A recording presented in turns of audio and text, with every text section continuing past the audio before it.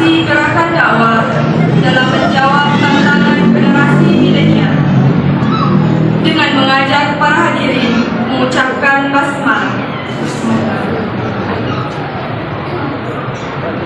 Acara pertama, pembacaan ayat suci Al-Quran oleh Saudari Nur Amalia, siswi MA Al-Alia Uloe, dengan ini disilakan. Ya ayyuhalladzina amanu kutiba alaikumus siyam.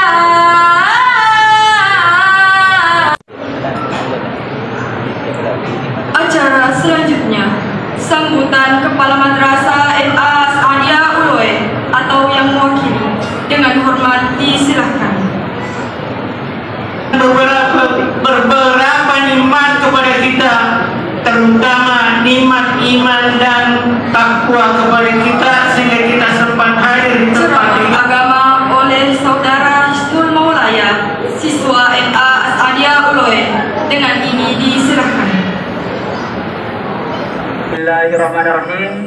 Assalamualaikum warahmatullahi wabarakatuh.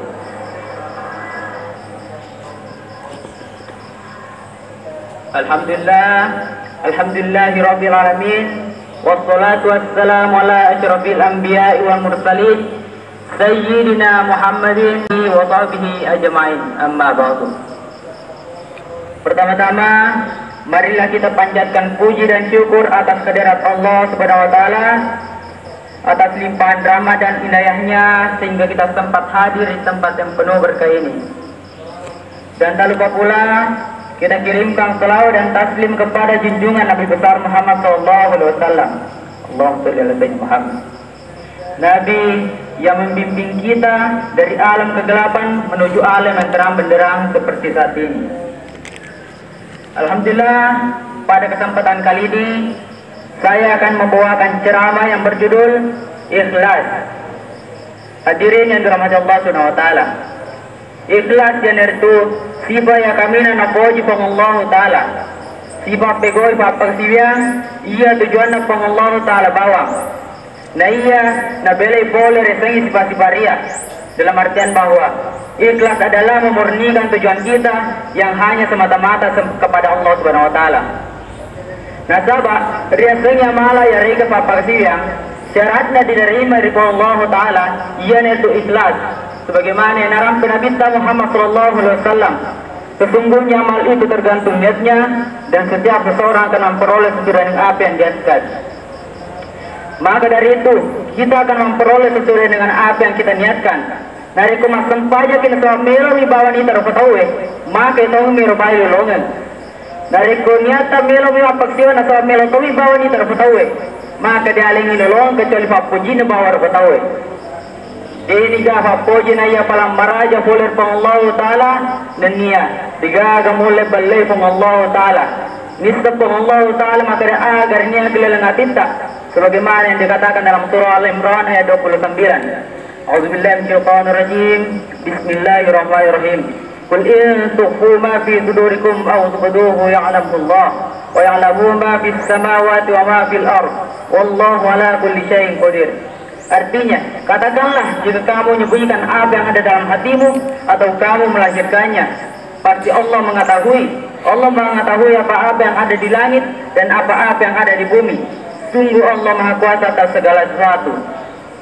Jadi, sepandai-pandainya manusia menyebut diri ikhlas, akan tetapi Allah tahu yang sebenarnya diniatkan hatinya, karena tak seorang pun yang mampu bersembunyi dan menyebut Allah. Maka dari itu, ikhlas yang benar-benar harus datang dari pasang hati dan niat yang bagi dalam, dan menyatakan bahwa hanya Allah tujuanku, hanya Allah yang kuharapkan melihatku, menilaiku, dan memujiku atas ibadah yang kulakukan. Dena baru lagi servetol maka ikhlas tiga tu de. Sebatu jata memang Allah semata. Misalnya, nariku maksudnya ketangga, dena baru lagi setengah cerita. Taran Allah Ta'ala misal nariku purki masih dekat. Karena ikhlas itu sifatnya rahasia, hanya Allah dan kita yang beramal mengetahuinya. sebagaimana sebuah kisah diangkat dalam sebuah riwayat engkasidium masal turi kota Madinah asanna yantu Zainul Abidin. Iya, Zainul Abidin sidi tosokir kota Madinah iya mai orang parana engkasewatu makutana tal makada magi hero Zainul Abidin denan kawitu masih dekat denan kawang kelinga makare pura masih dekat. Orang-orang menganggap bahwa Zainul Abidin adalah orang yang pelit karena tak seorang pun yang pernah mendengar nama Zainul Abidin memberikan sedekah kepada orang fakir dan miskin. Namun pada suatu hari kejadian aneh sering terjadi di kota Madinah, tepatnya di pagi hari. Di setiap depan pintu rumah orang-orang fakir dan miskin selalu ada karung yang berisikan makanan dan minuman yang diperuntukkan untuk mereka. Namun tak seorang pun yang tahu bahwa siapa yang memberikannya. Bahkan bertahun-tahun digaga mulai mista makanan ini atau masih dekat. Namun pada suatu hari Zainul Abidin meninggal dunia, orang-orang menganggap bahwa mati nasukat dia. Namun semua kaget ketika melihat jasad Zainul Abidin. Di punggungnya ada bekas luka seperti bekas akibat sering mengangkat barang-barang berat. Namun orang-orang tidak meyakini bahwa itu adalah akibat sering mengangkat barang-barang berat. Sebab Zainul Abidin adalah orang kaya, mana mungkin ia mau bekerja seperti itu. Namun setelah diselidiki, bekas luka yang ada di punggung Zainul Abidin adalah bekas akibat sering mengangkat barang-barang berat. Ternyata selama ini yang sering bersedekah kepada orang-orang miskin adalah Zainul Abidin.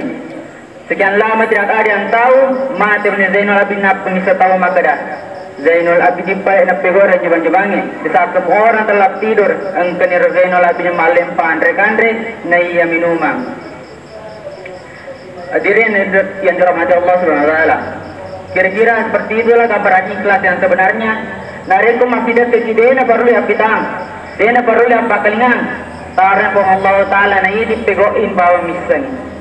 Jadi si kamera bisa pelatu kita ada memuara barangkali di mana wabillahi taufiq wasada. Wassalamualaikum warahmatullahi wabarakatuh. Demikianlah acara Safari Ramadan MA As'adiyah Uloe tahun 2022 1443 Hijriah.